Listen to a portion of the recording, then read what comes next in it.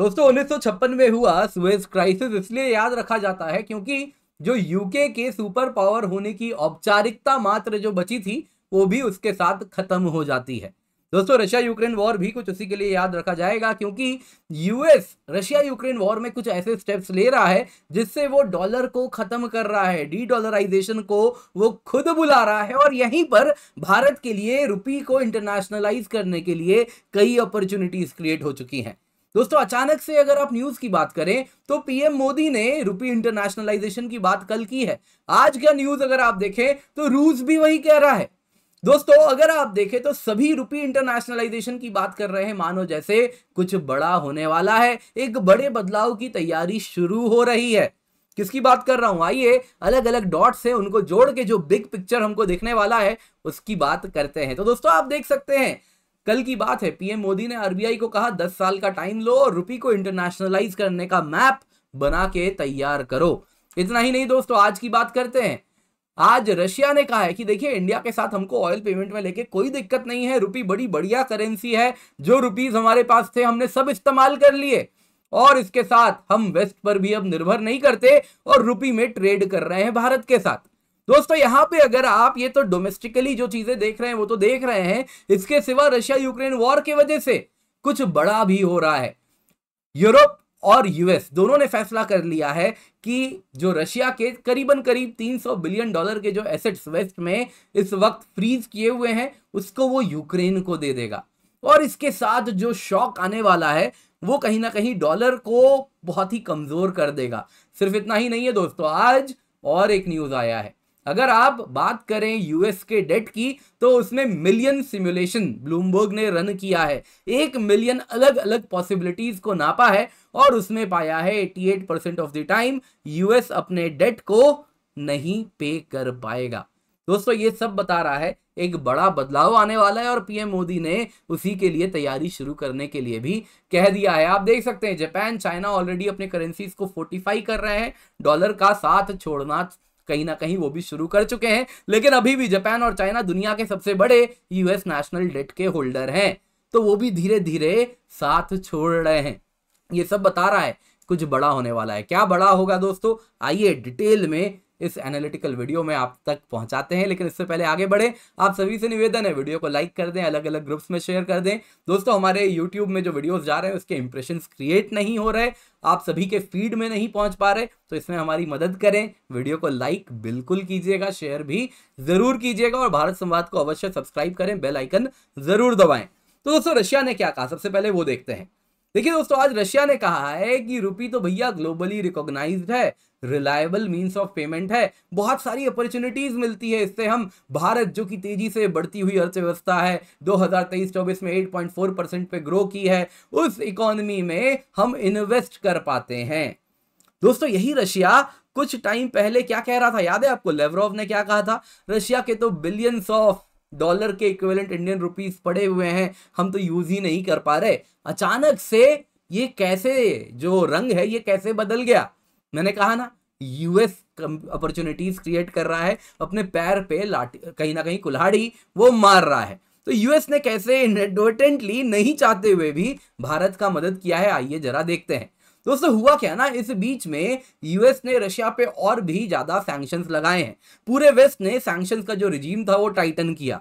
इसी बीच में western media ने अपना कहीं ना कहीं एक आप देखें तो प्रपंच का जो माया जाल वो रचती है वो उन्होंने रचा। कहा कि देखिए इंडियन रिफाइनर्स अब यूएस क्रूड खरीद रहे हैं, जैसे रशियन सैंक्शंस टाइटन हो गए, रशियन ऑयल खरीदना हमने छोड़ दिया। आप देख सकते हैं 9 दिन पुरानी ये न्यूज है।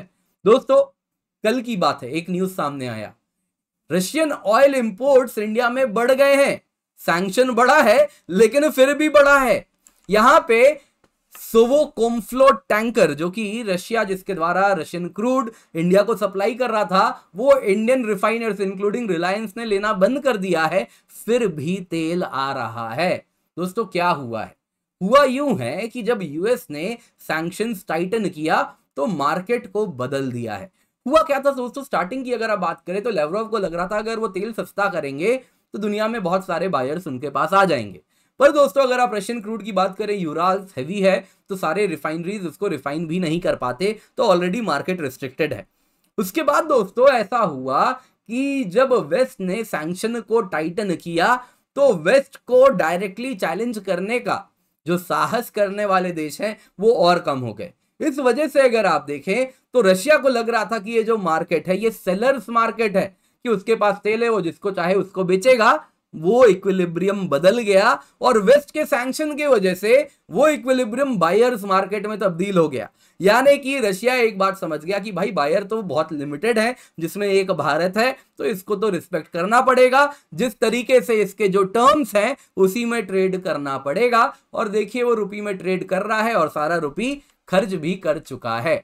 दोस्तों यहां पे जिस प्रकार से रुपी को खर्च किया गया है रशिया के द्वारा, उससे कहीं ना कहीं आप एक पेट्रो डॉलर रिसाइकलिंग, कुछ पेट्रो रुपी रिसाइकलिंग के संदर्भ में भी होते हुए देख पाएंगे। आइए पहले पेट्रो डॉलर रिसाइकलिंग क्या था उसको जरा ब्रीफ में समझते हैं। दोस्तों यूएस का सऊदी अरेबिया और बाकी मिडिल ईस्टर्न कंट्रीज के साथ एक डील था कि तुम तेल को केवल और केवल डॉलर में बेचोगे, लेकिन सबको लगता है कहानी सिर्फ इतनी थी, कहानी इसके आगे भी थी।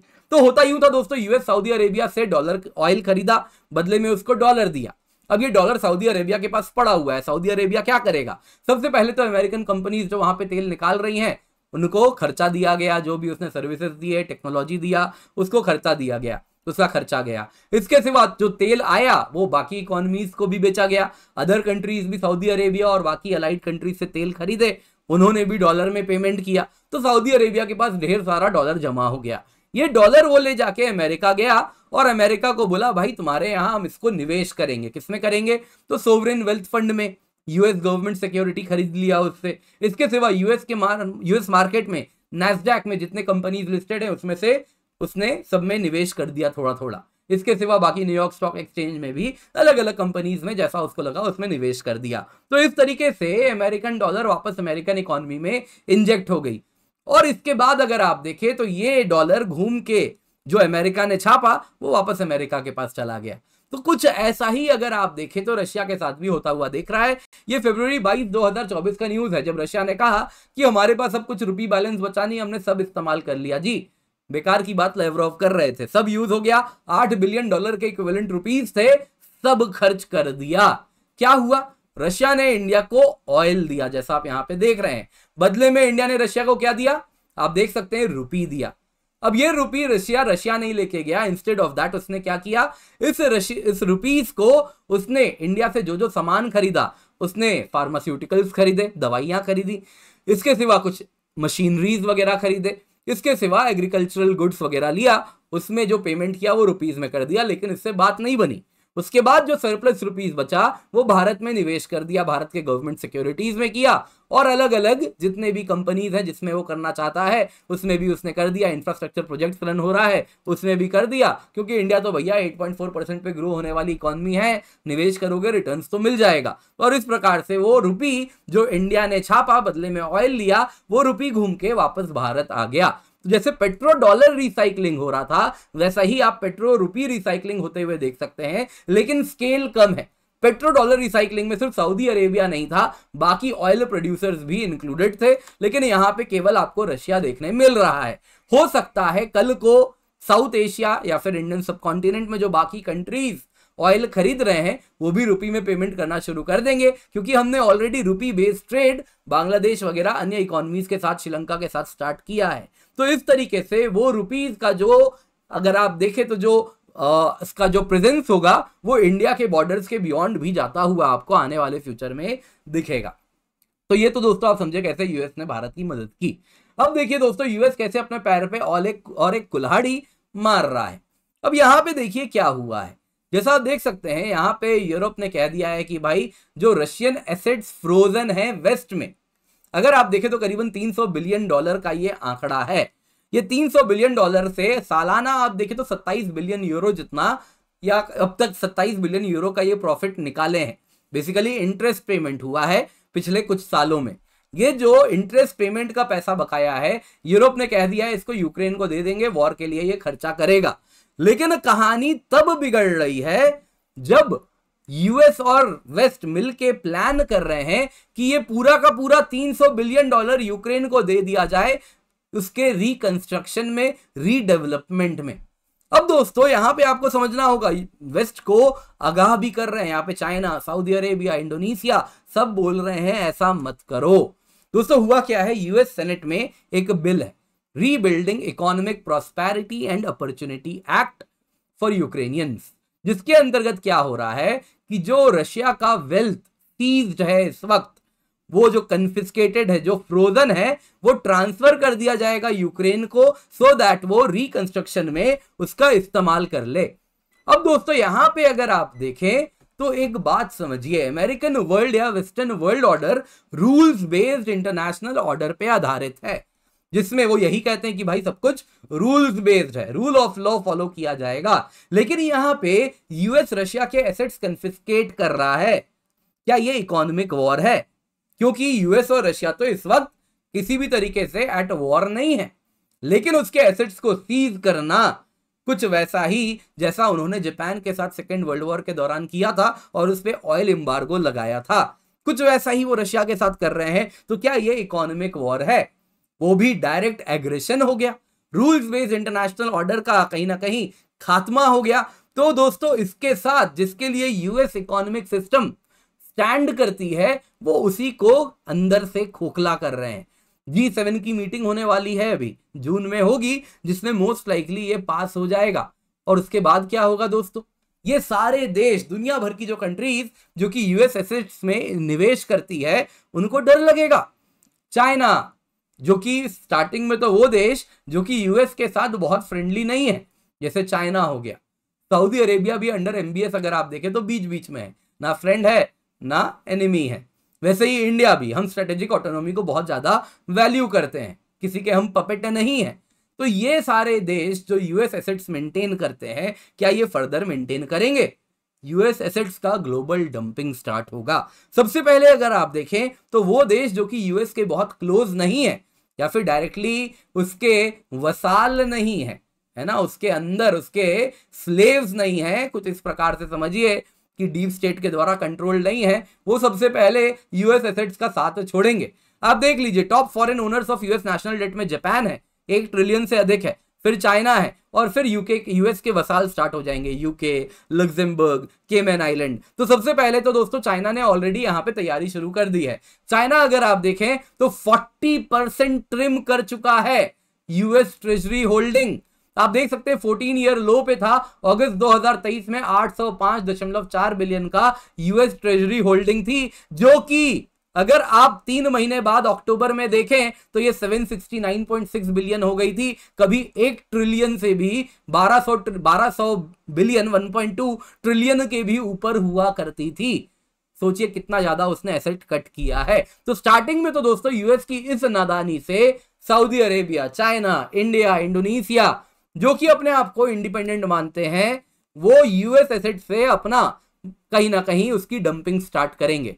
पर दोस्तों यहां पे तब तक मेजर इंपैक्ट नहीं होगा, क्योंकि यूएस ट्रेजरी की अगर आप बात करें तो उसके जो अलाइड कंट्रीज हैं, वसाल आप कह सकते हैं, यूके के पास बहुत मेजर एसेट्स है, 668 बिलियन का है, बेल्जियम के पास है, लग्जमबर्ग के पास है, स्विट्जरलैंड के पास है, केमन के पास है, कनाडा के पास है, आयरलैंड के पास है, ताइवान के पास है। तो इनके पास मेजर एसेट्स होल्ड किए हुए हैं। तो जब ये छोड़ेंगे यूएस एसेट का साथ, तब आएगी बड़ी समस्या। अब सवाल उठता है ये क्यों छोड़ेंगे दोस्तों? क्योंकि यूएस डेट जिसको ये स्पॉन्सर करते हैं, वही शेकी ग्राउंड्स पे है। यूएस पब्लिक डेट अगर आप देखें तो अनसस्टेनेबल है। यूएस फेडरल रिजर्व चीफ ने खुद कहा, मिलियन सिमुलेशंस ब्लूमबर्ग ने रन किया है, जिसमें 1 मिलियन पॉसिबिलिटीज अभी से एक्स्ट्रापोलेट करके कहां कहां जा सकता है उसको आइडेंटिफाई की गई। उस 1 मिलियन पॉसिबिलिटी यानी 10 लाख पॉसिबिलिटी में 88% यानी 8,80,000 बार उनको यह देखने मिला कि यूएस अपने उधार को नहीं चुका पाएगा। ऑलरेडी दोस्तों इसका रिपरकशन दिख रहा है। फॉरेन बायर्स भाग चुके हैं यूएस ट्रेजरी डेट के। प्राइवेट इन्वेस्टर्स जो बाहर में बैठे थे, सेंट्रल बैंक्स थे, वो एक जमाने में अगर आप देखें तो 43% ऑफ यूएस गवर्नमेंट डेट ओ करते थे। अब उनके पास 30% भी नहीं है। नया डेटा ये और कम दिखेगा। दोस्तों यहां पे आप एक बात समझिए, अगर आप यूएस डेट की बात करें तो जो उधार उसने लिया है उस पे इंटरेस्ट पेमेंट यूएस के किसी भी स्पेंडिंग में सबसे अधिक है। जो उसका एनुअल डिफेंस एक्सपेंडिचर 800 बिलियन है, उससे भी अधिक उसका इंटरेस्ट पेमेंट है। मतलब ये हो रहा है दोस्तों, धीरे धीरे ये जो इंटरेस्ट पेमेंट इतना तेजी से बढ़ा है, क्योंकि ऑफ लेट उसका जो इंटरेस्ट रेट बढ़ा है, उस वजह से अगर आप देखें दोस्तों, तो नया जो उधार उसने लिया है बहुत हाई रेट्स पे उसने लिया है, जिस वजह से अगर आप देखें तो नए उधार को वो चुका नहीं पाएगा आने वाले फ्यूचर में। उसके पूरे बजट को एक्सीड कर सकता है, ऐसा 88% ऑफ द टाइम ब्लूमबर्ग को एनालिसिस में पता चला। तो क्या अब कोई यूएस जेट को खरीदना चाहेगा? नहीं चाहेगा। मतलब क्या होगा, जो अलाइड कंट्रीज हैं धीरे धीरे ये भी उसका साथ छोड़ना शुरू कर देंगे। जापान ऑलरेडी ट्रिम करना स्टार्ट कर चुका है। जापान में जीरो इंटरेस्ट रेट का दौर खत्म हो चुका है, वो भी अब इंटरेस्ट रेट बढ़ा रहा है, और इसके साथ धीरे धीरे इन एसेट से भी वो अपना साथ छोड़ देगा। दोस्तों ये चीज यूएस के बाकी अलाइड कंट्रीज भी करेंगे। डॉलर एक स्लो डिमाइस, स्लो डेथ के थ्रू गुजर रहा है, और उसी की भारत तैयारी कर रहा है। भारत क्या कर रहा है? देखिए, सबसे पहले तो हमने लोकल करेंसीज में ट्रेड स्टार्ट किया है। यूएई के साथ जो गोल्ड खरीद रहे हैं, जो ऑयल खरीद रहे हैं, ऑलरेडी हमने रुपी में किया है। रशिया के साथ ऑयल और अन्य ट्रेड रुपी में हो रहा है। 22 देशों के साथ वॉस्ट्रो अकाउंट हमने बनाया है लोकल करेंसी में ट्रेड करने के लिए, रुपी बेस्ड ट्रेड को बढ़ावा देने के लिए। यूपीआई हम ग्लोबल लेके जा रहे हैं रुपी के प्रेजेंस को इंटरनेशनल करने के लिए। UAE, Sri Lanka, Nepal, France, Mauritius, Bhutan, UPI मौजूद है और ये तेजी से एक्सपैंड कर रहा है। गिफ्ट सिटी हमने बनाया है so that rupee denominated international transaction global level पर हो पाए। इंडिया और ग्लोबल इकोनॉमी में रुपी बेस्ड कनेक्टिविटी हो सके, ऑफशोर मार्केट्स में हम रुपी का यूज फैसिलिटेट करवा पाए, फाइनेंशियल प्रोडक्ट्स लेकर के आ सके जो रुपी बेस्ड हो।